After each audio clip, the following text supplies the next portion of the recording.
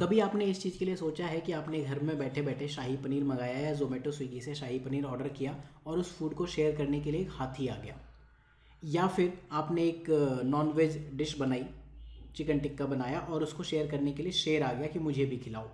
तो इन चीज़ों से बचने के लिए ह्यूमन ने क्या किया या फिर और बाकी स्पीसीज़ क्या करती हैं, वो हम इन्वायरमेंट में समझते हैं निश यानी कि आवास, इसके कॉन्सेप्ट से। दूसरा कॉम्पिटिटिव एक्सक्लूजन प्रिंसिपल, ये प्लस रिसोर्स पार्टिशनिंग, इन चीज़ों को हम इस लेक्चर में समझेंगे, प्लस इकोटोन का कॉन्सेप्ट भी समझेंगे इस लेक्चर में।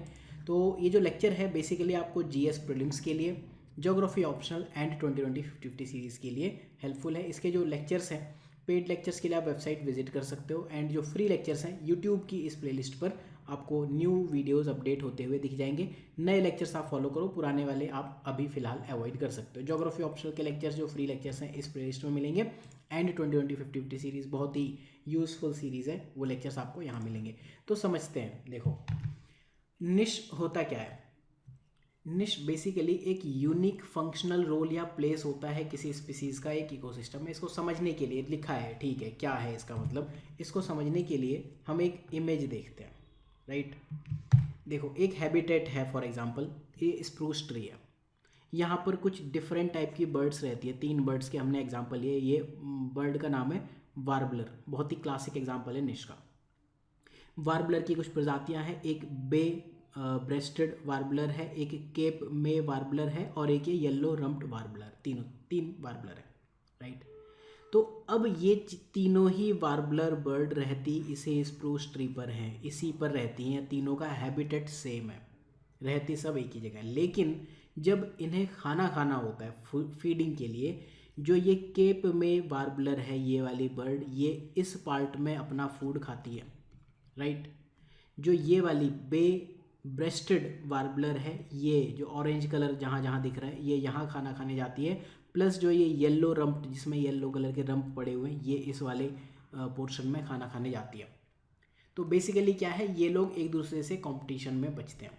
अगेन वही कि आप अपना चिकन टिक्का यहाँ खाओगे, शेर अपना चिकन टिक्का यहाँ खाएगा, राइट। शेर को आपको दाल चावल खिलानी है तो उसको बोलोगे मेरे घर में नहीं खाएगा, तू बाहर खा। तो ये बेसिकली निश है इन्हीं वार्बलर बर्ड्स का। और अगर आप डिटेल्ड एग्जांपल देखना चाहते हो तो और भी इनकी प्रजातियां हैं।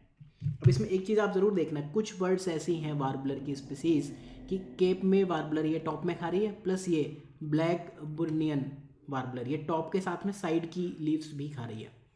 इनमें थोड़ा बहुत कॉम्पिटिशन होगा, तो ठीक है, कुछ ना कुछ दिक्कत आएगी। आई गेस कि आपको समझ आया।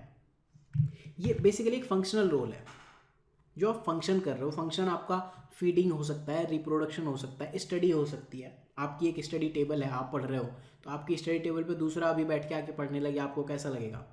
अभी आपके पीसी में आप कोडिंग कर रहे हो, दूसरा बंदा कहे मुझे अपना वीएस कोड एडिटर दे दो, आपको कैसा लगेगा, राइट। तो वैसे ही निश यूनिक होना चाहिए। अगर निश यूनिक नहीं हुआ तो फिर दिक्कतें आएंगी।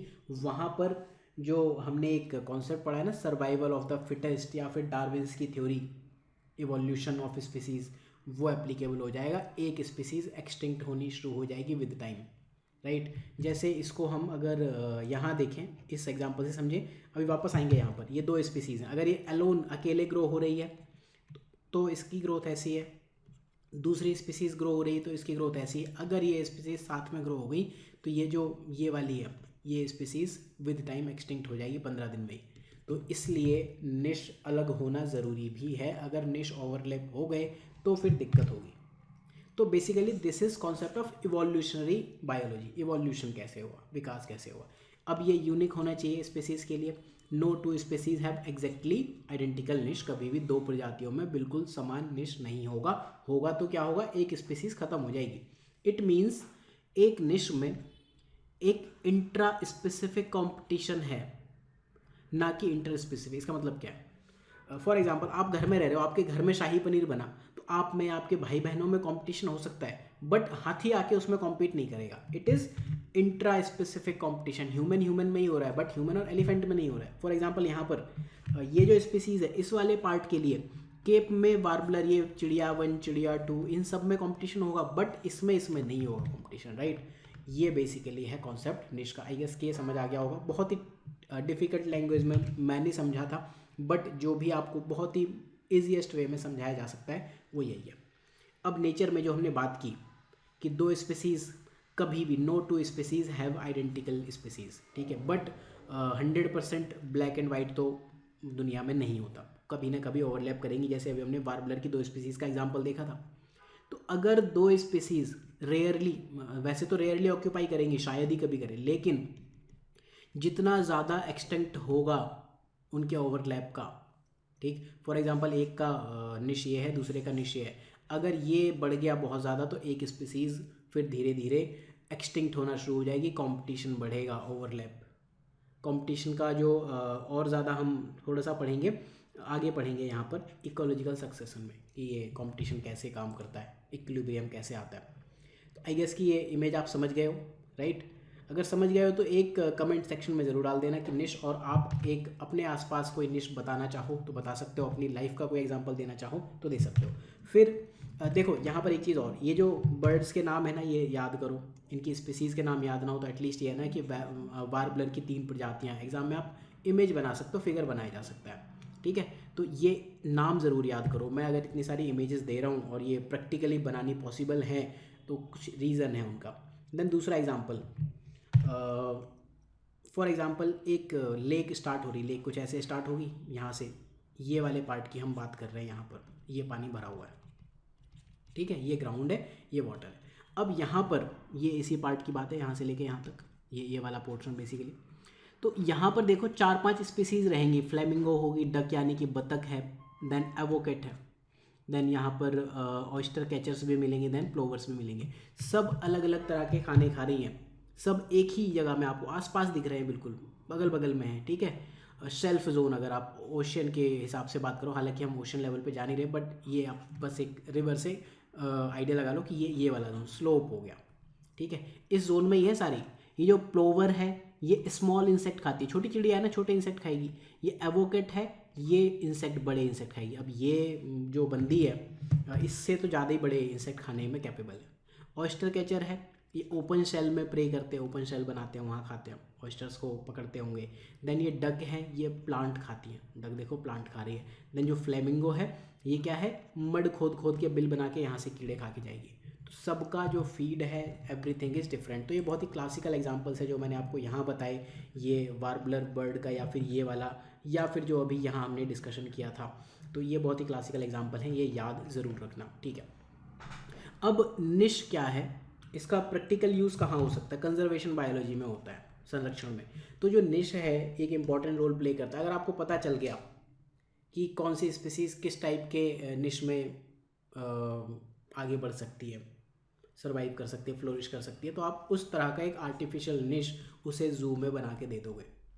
जब हम कंजर्वेशन पढ़ेंगे तो हम वहाँ 2 बातें करेंगे, एक होता है इन सिटू कंजर्वेशन, एक होता है एक्स सिटू। सिटू मतलब होता है साइट, ठीक है। तो अपनी साइट से जब आप बाहर लोगों को कंजर्व करते हो, उसमें से एक जू आता है। जू क्या, जंगल में नहीं है ना, आपने जानवरों को ला के किसी जंगल में रख दिया।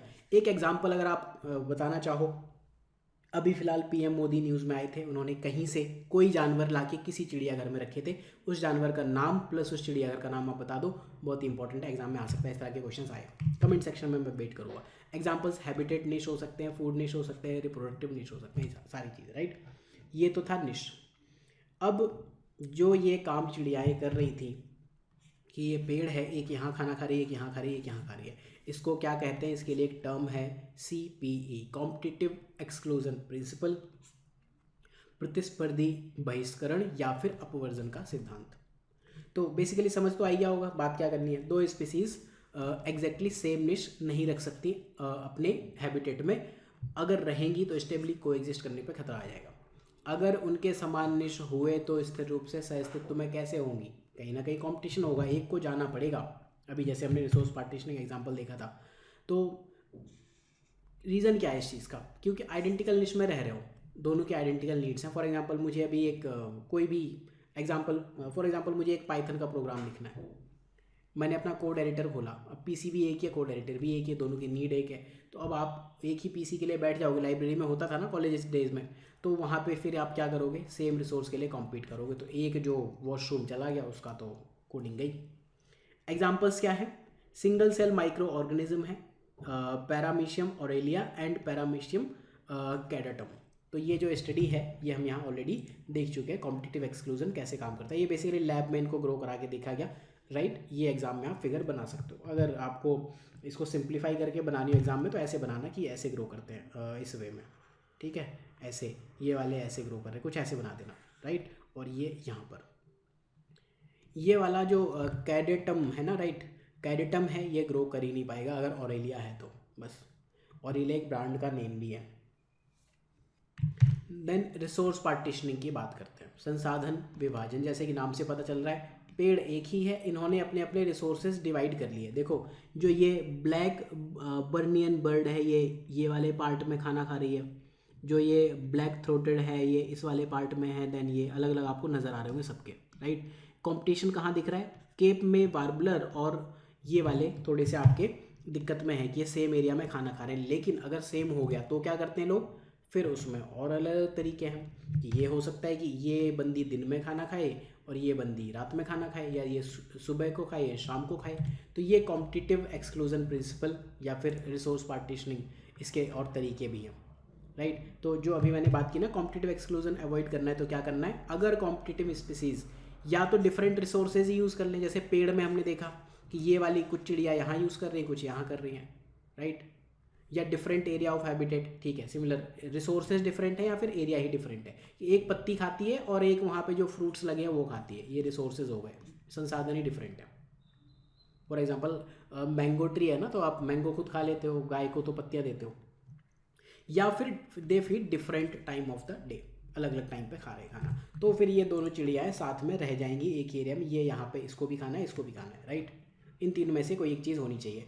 अब जो ये रिसोर्स पार्टीशनिंग है बेसिकली इवोल्यूशनरी एडेप्टेशन है। ये तीनों ही कॉन्सेप्ट इवोल्यूशन में बहुत ज़्यादा काम आते हैं, विकासवादी अनुकूलन, ठीक है। तो जितना ज़्यादा रिसोर्स पार्टीशनिंग होगी, जितना कॉम्पिटिटिव एक्सक्लूजन प्रिंसिपल होगा, उतनी ज़्यादा स्पीसीज़ को एग्जिस्ट करेंगी इकोलॉजिकल कम्युनिटी में। इसी वजह से जब हम एक फूड चेन पढ़ते हैं, आप देखते हो कि एक जो इकोसिस्टम है या फिर आप एक एरिया देखो, वहाँ पर लायन एंड टाइगर एक साथ आपको नहीं दिखेंगे क्योंकि दोनों की फीडिंग नीड सेम है। तो इनमें से ये एक जगह होते भी नहीं है, एंड इनको फिर जब कंजर्वेशन की बात आती है तो अलग अलग जगह ही रखा जाता है, ठीक। देन लास्ट एक पॉइंट इसमें जो आप समझना चाहोगे, दो टाइप के होते हैं, habitat and food, that is okay. तो अगर यहाँ तक आपको समझ आ गया तो एक कमेंट सेक्शन में ज़रूर बता देना समझ आ गया। कोई डाउट हो, कोई क्वेश्चन हो तो पूछ लेना, पूछ मारना बिल्कुल। चलो इकोटोन समझते हैं।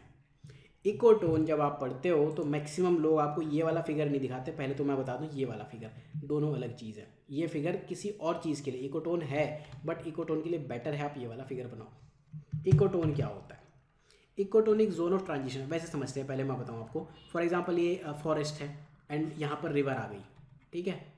तो बेसिकली क्या होगा, ऐसा कुछ अगर आप देखो तो रिवर यहाँ है, ये आपके पेड़ लगे, ये पेड़ लगे, ये पेड़ लगे। अब एकदम से ऐसा तो होगा नहीं कि ये बाउंड्री यहाँ लास्ट पेड़ लगा था और यहाँ पानी आ गया, ऐसा बिल्कुल नहीं होगा, 100% नहीं होगा ये, ठीक है। तो एक ना एरिया होगा, फॉर एग्जांपल ये फॉरेस्ट है और ये नॉन फॉरेस्ट, या फिर ये रिवर है वाइट वाली, ये वाइट वाला पार्ट जो है ये रिवर है, ये पूरा ब्लू वाला रिवर है।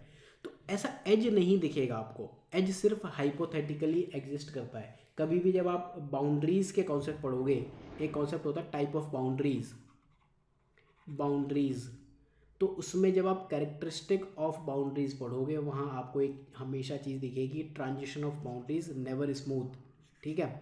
ऐसा नहीं एकदम से यहाँ थे, सडन नहीं होगा, एक ट्रांजिशन आपको ज़रूर देखेगा।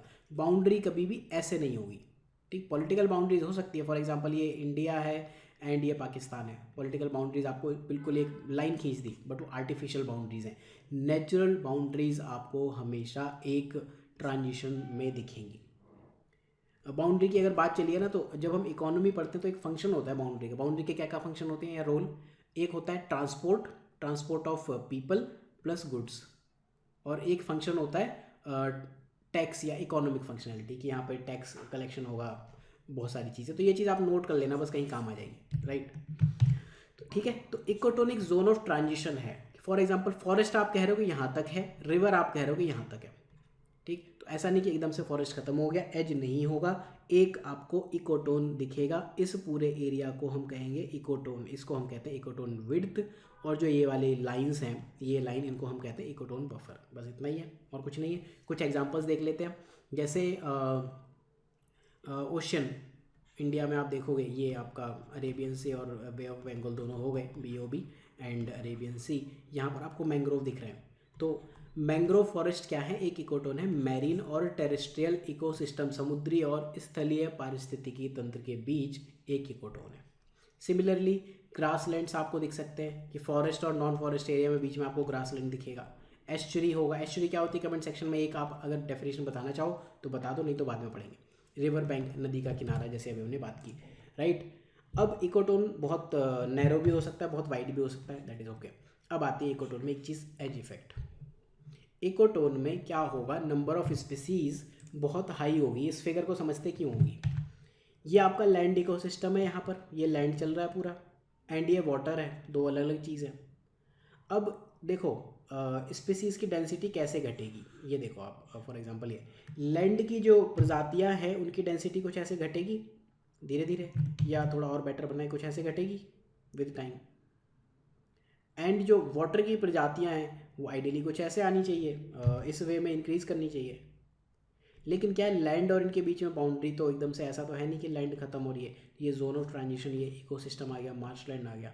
तो बेसिकली होगा क्या कि जो लैंड की प्रजातियां हैं वो यहाँ तक होंगी, एंड जो वाटर की प्रजातियां हैं वो यहाँ होंगी। तो ओवरऑल अगर आप इस फिगर को बनाओगे ना तो ऐसा बनेगा, कुछ इस टाइप का आएगा। यहाँ पर प्रजातियाँ ज़्यादा होंगी, ये इसको कहते हैं एज इफेक्ट। सिंपल सी चीज़ है ना, यहाँ कौन प्रजातियाँ रहेंगी? जो जैसे कछुआ है, उभयचर है, यहाँ भी आता है, यहाँ भी आता है, यहाँ दोनों प्रजातियाँ होंगी, इस वजह से ज़्यादा है। यहाँ क्यों होंगी?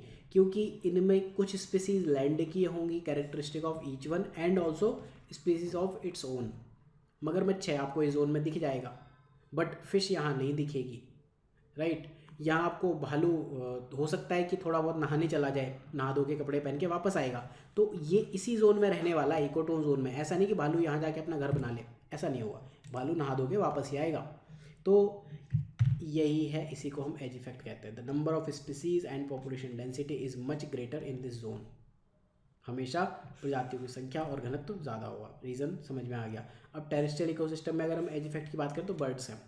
बर्ड्स क्या है? यहाँ भी हैं, यहाँ सी बर्ड्स हैं, यहाँ से खाना लेके आ गई, इस तरह से हो सकता है, ठीक है। टेरेस्ट्रियल इकोसिस्टम में फॉर एग्जांपल फॉरेस्ट है एंड ग्रास लैंड है, या फॉरेस्ट है या डेजर्ट है, तो चिड़िया तो यहाँ से वहाँ घूम सकती हैं। तो जो ये एज इफेक्ट है ना, ये पक्षियों पे यानी कि बर्ड्स पे ज़्यादा दिखेगा। Density of bird is greater in ecosystem between the forest and the desert. ये फिगर हमने समझ लिया। अगले लेक्चर में हम देखेंगे इकोलॉजिकल सक्सेशन। तो इस लेक्चर में इतना ही। Consider subscribing this YouTube channel Synopsis IAS। यहाँ से जाके आप प्लेलिस्ट को बुकमार्क कर सकते हो, and geography optional 2020-50 series and बाकी चीज़ों के लिए आप वेबसाइट को विजिट कर सकते हो। Thank you for watching. मिलते हैं अगले लेक्चर में।